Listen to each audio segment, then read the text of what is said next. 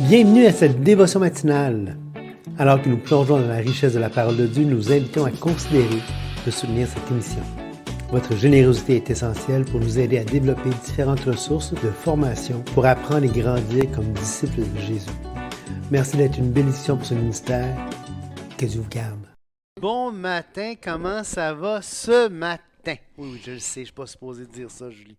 Mais ça me tente de le dire des fois.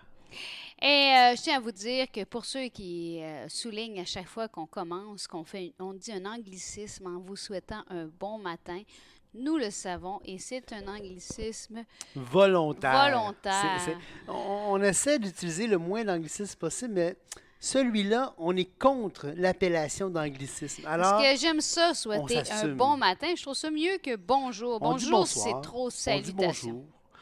Pourquoi on ne dirait pas bon matin? Pourquoi ça serait un anglicisme? Parce que, je vous ai dit good evening en anglais, puis on dit bonsoir. C'est un anglicisme, bonsoir? Non? Ben bon matin, ça n'en est pas non plus. Bon, on s'assume. Non, j'assume que je suis un anglicisme et que je choisis en tant que Québécois de l'adopter. Québécoise. Moi, je refuse l'appellation. Donc, on se concentre maintenant. C'est juste une petite parenthèse. On est donc rendu dans Philippiens 2, verset 25. Un beau passage qu'on va lire ce matin. J'ai estimé nécessaire de vous envoyer mon frère Épaphrodite, mon compagnon d'œuvre et de combat, par qui vous m'avez fait parvenir de quoi pourvoir à mes besoins. Car il désirait vous voir tous, et il était fort en peine de ce que vous aviez appris sa maladie. Il a été malade, en effet, et tout près de la mort. Mais Dieu a eu pitié de lui, non seulement de lui, mais aussi de moi, afin que je n'aie pas tristesse sur tristesse. Je l'ai donc envoyé avec autant plus d'empressement, afin que vous vous réjouissiez de le revoir et que je sois moi-même moins triste. Recevez-le donc dans le Seigneur avec une joie entière et honorez de tels hommes. Car c'est pour l'œuvre de Christ qu'il a été près de la mort et a exposé sa vie afin de supplier à votre absence dans le service que vous me rendiez. Et là, on voit, vous savez, on voit là, ici, là, dans ce paragraphe, dans ce qu'on appelle, quand on étudie les Écritures, la péricope. Le péricope, c'est comme un paragraphe qu'on sélectionne. Une section de texte. Une section de texte qu'on veut étudier. Le mot péri, comme dans périmètre, c'est le tour. Cop, c'est comme couper. C'est comme si on prenait ici, on coupait autour ce bout de texte-là pour se concentrer sur ce texte-là. Mais on voit dans ce texte-là, ici, d'aujourd'hui, à quel point Paul est personnel, à quel point il est... t'as dit quoi tantôt? Authentique. Authentique. Parce que c'est la deuxième enregistrement qu'on fait. On a un téléphone, donc on recommence et continue. Il est authentique et je pense, en tout cas, on voit ça dans Philippiens, peut-être un peu plus dans 2 Corinthiens, qui est aussi une de mes épîtres favoris. Un épître? Aussi un de mes épîtres. Une de tes lettres? Une de mes lettres favorites. Un des épîtres favoris. Parce qu'on voit l'authenticité, on voit un Paul qui n'a pas peur d'être humain, d'être profondément humain dans ses interactions avec les gens des églises avec qui il fait du ministère. Et d'ailleurs, dès le premier verset qu'on vient de lire, là, Paul avait des besoins. Oui. Il y a des besoins et il est reconnaissant en disant « Vous m'avez fait parvenir de quoi pourvoir à mes besoins par Épaphrodite, qui est son compagnon d'œuvre et de combat. » Donc, Paul n'était pas le genre de gars, là, vous savez, hyper spirituel, là, qui dit « Non, j'ai pas besoin de rien, Dieu va pourvoir. » Oui, Dieu pourvoit, mais par les gens qui envoient. C'est comme, il y a des gens qui veulent tellement pas que ce soit de l'homme qui refusent que les hommes les aident, mais Dieu utilise l'être humain. T'sais.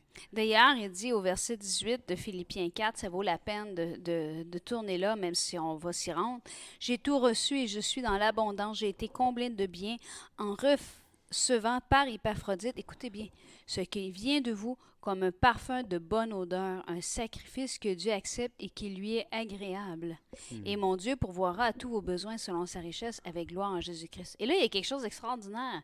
Il affirme que le don qu'il a reçu de la part des Philippiens est un sacrifice que Dieu accepte. Et ça n'a pas été donné à Dieu directement. Non, ça a été donné à Paul. Et les Philippiens ont pourvu aux besoins de Paul. Et Paul leur dit de la même manière, Dieu va pouvoir vos besoins. Comment? exactement comme Paul, Dieu a pourvu aux besoins de Paul par l'entremise Des gens autour d'eux. des gens autour de lui. Alors, il ne faut pas être hyper spirituel puis de dire de l'homme, c'est de l'hommerie. Mais c'est vrai qu'il y a de l'homme, il y a de l'hommerie. Il y en a. Mais c'est pas parce que c'est de l'homme que c'est Il y nécessairement a de de l'hommerie. l'humanité aussi. Il y a de l'humanité. Il y a du vrai, il y a du beau, il y a de Et l'authentique. ça me fait penser à la personne qui est dans l'histoire, là, j'ignore si c'est une histoire vraie ou probablement un conte de fées, mais que la personne est sur un toit d'une bâtisse et qu'il y a de l'inondation tout autour et qui s'écrie à Dieu, Seigneur, sauve-moi. Et là, il y a quelqu'un qui arrive avec une chaloupe puis pour le prendre, puis il dit non, non, non, je vais plus tard. Seigneur, sauve-moi, Seigneur, sauve-moi. Et là, il y a quelqu'un qui arrive avec un autre bateau à Embarcation, ouais. moteur. Et là, il dit, viens, embarque, embarque. Non, non, Seigneur, sauve-moi, sauve-moi.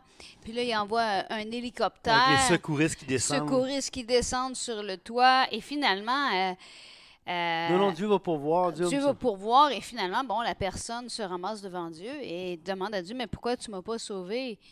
Puis Dieu lui répond, Je t'envoie une chaloupe, je t'envoie un bateau à moteur, je t'envoie un hélicoptère. donc il a pourvu. C'est ça.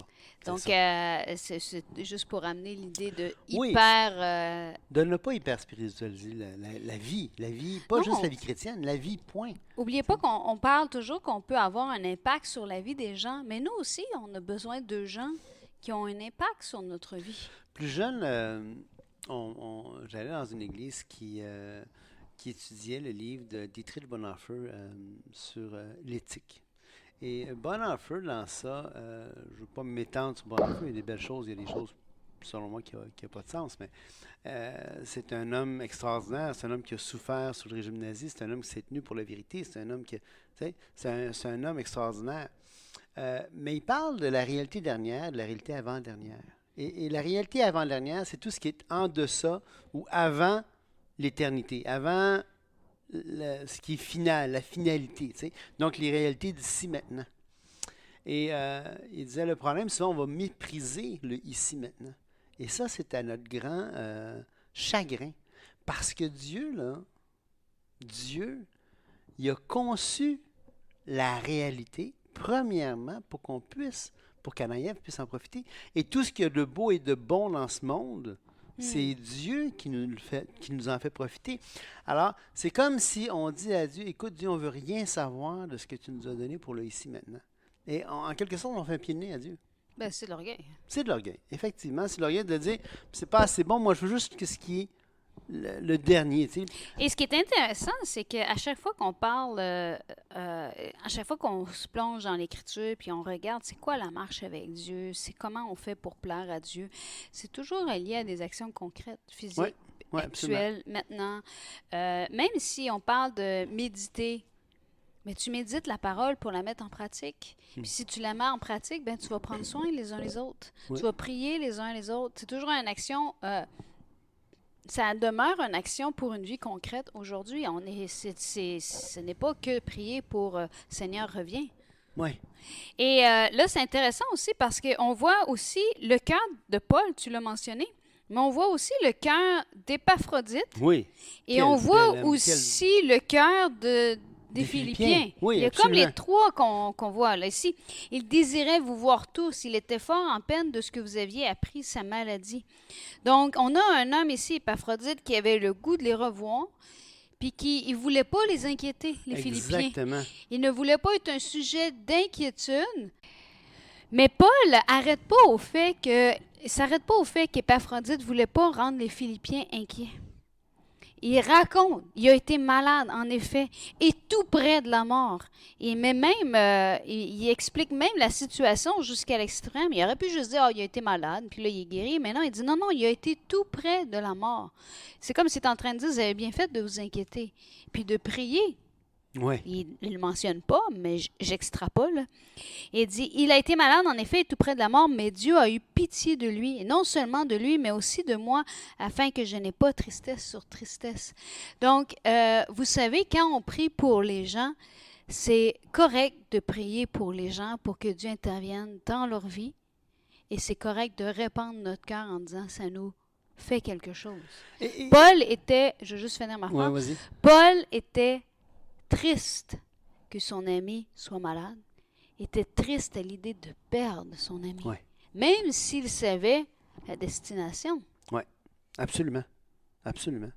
Et les termes qui sont utilisés dans le grec ici, quand il dit il désirait vous voir, le mot c'est épipotéo qui veut dire intensément. C'est comme si c'est un désir très intense, presque une convoitise.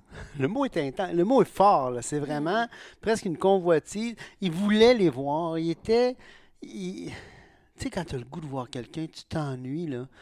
Moi, je me souviens, il y a une année que je devais souvent m'absenter pour aller m'occuper de ma tante.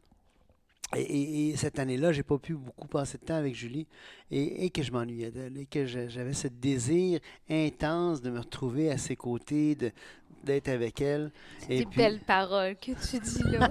mais c'est vrai, tu sais, c'est ça. Et après ça, il dit, il était fort en peine. Et le mot, ça aussi, c'est un mot très puissant. C'est adémonéo, qui veut dire être en détresse, comme une détresse psychologique, là. Le cœur lourd, là. C'est comme vraiment, il est en détresse. Il a appris, il est en même de ce que vous avez appris, sa maladie. Il ne voulait pas qu'il apprenne ça. Il ne voulait pas qu'il s'inquiète pour lui. Tu sais. Et là, on voit encore les interactions, même les vraies. Tu sais, la vraie vie, les vrais gens qui s'aiment vraiment.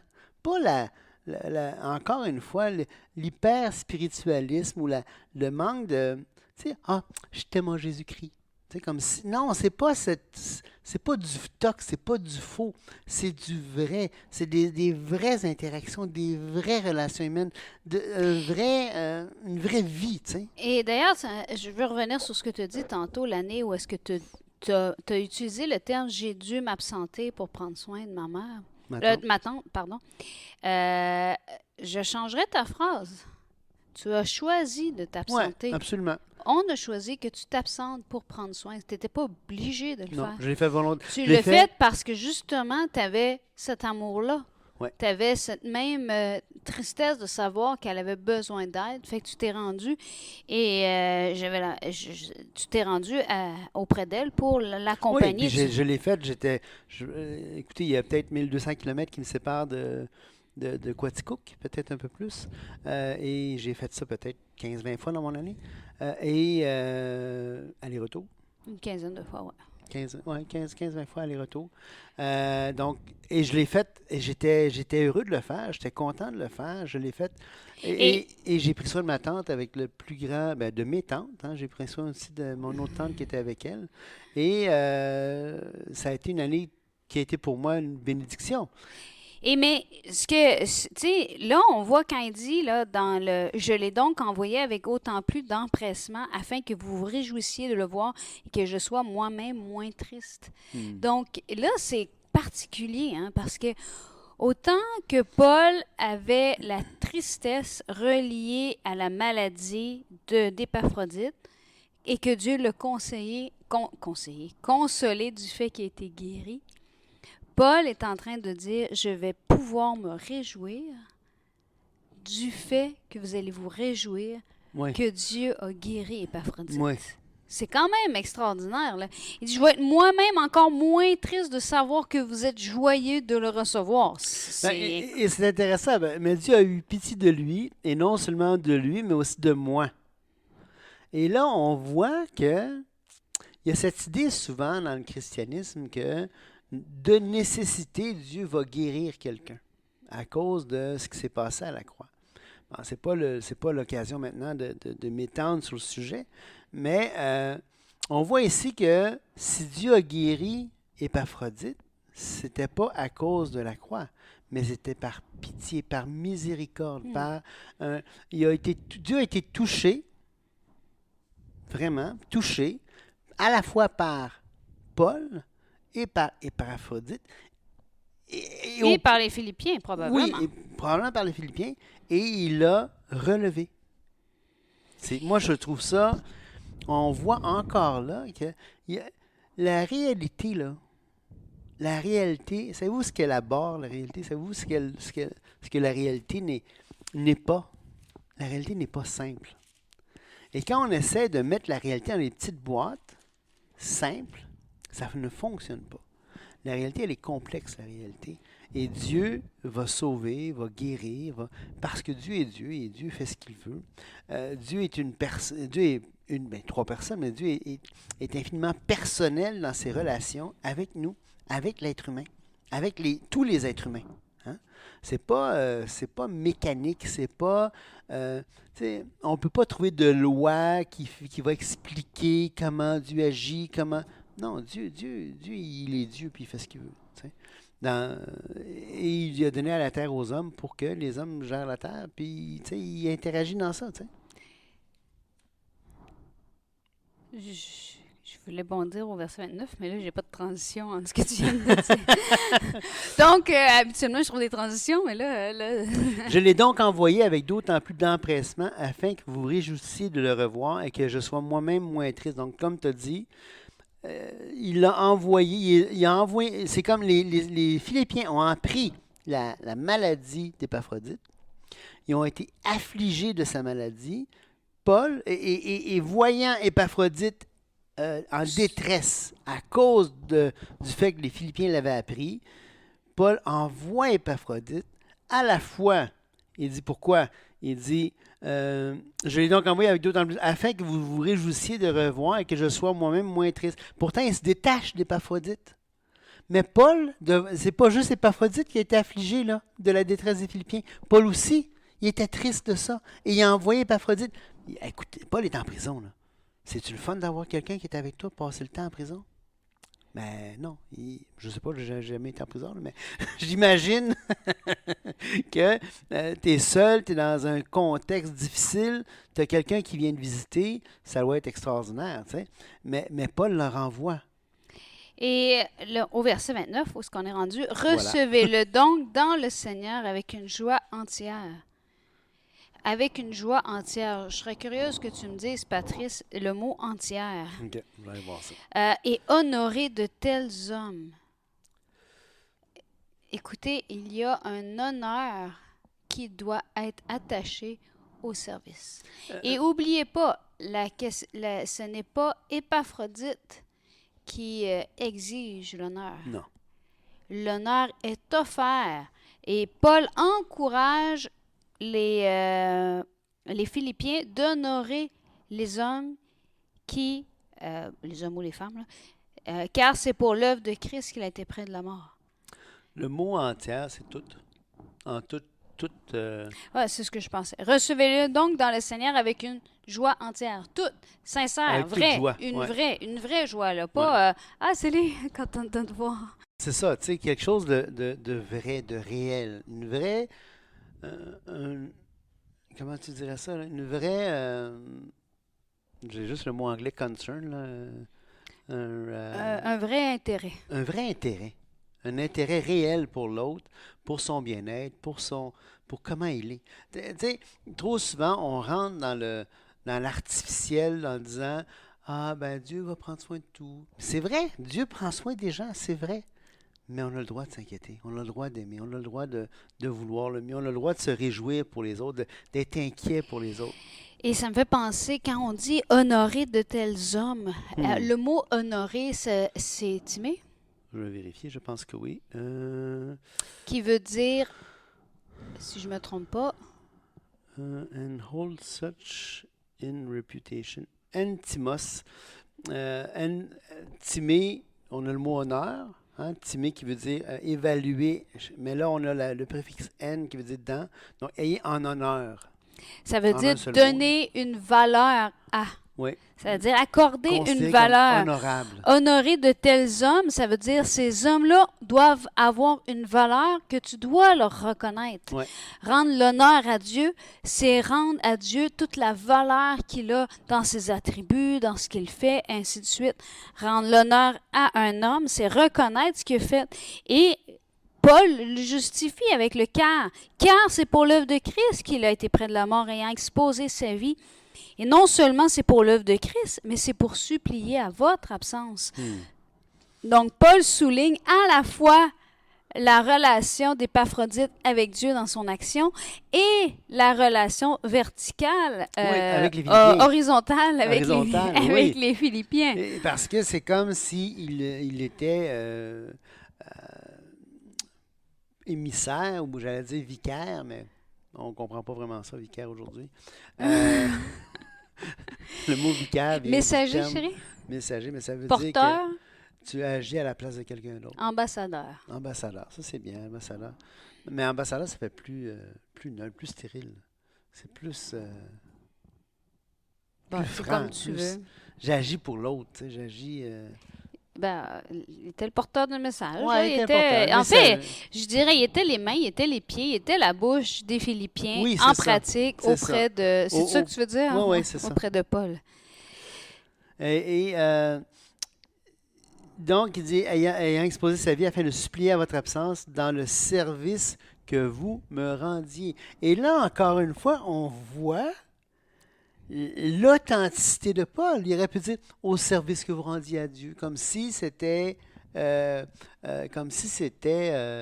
impersonnel, tu sais, qu'il rendrait juste ça à Dieu. Et combien de fois Paul va dire dans ses épîtres, oui, le service, vous le faites à Dieu. Mais c'est pas juste à Dieu. Il y a tout un parallèle parce qu'on se rappelle, on avait vu là qu'il dit j'ai personne ici qui partage mes sentiments pour prendre sincèrement à cœur votre situation. Donc Paul leur dit écoutez, moi j'ai à cœur votre situation. J'ai à cœur vos intérêts et ceux de Christ. Hein. Et il est en train de dire mais vous aussi vous aviez eu à cœur mes intérêts, Vraiment. vous aviez eu à cœur. C'est une belle relation mutuelle si on veut. C'est profondément, c'est dans ça, là, on voit des interrelations profondément humaines, même si le fondement, c'est Christ, même si le fondement, c'est ce sacrifice extraordinaire que Christ a fait à la croix, c'est l'amour qui a été répandu pour nous en Christ, pas juste pour nous, pour la terre entière. Malgré tout ça, malgré ce... C'est pas malgré, c'est en surplus. En surplus de, on voit des interrelations profondément humaines dans ça. Et ça, je trouve ça magnifique. Donc, soyez bénis et que Dieu nous permette de grandir, encore une fois, je le redis, dans l'amour, en connaissance de notre Seigneur Jésus-Christ. Soyez bénis. Au revoir.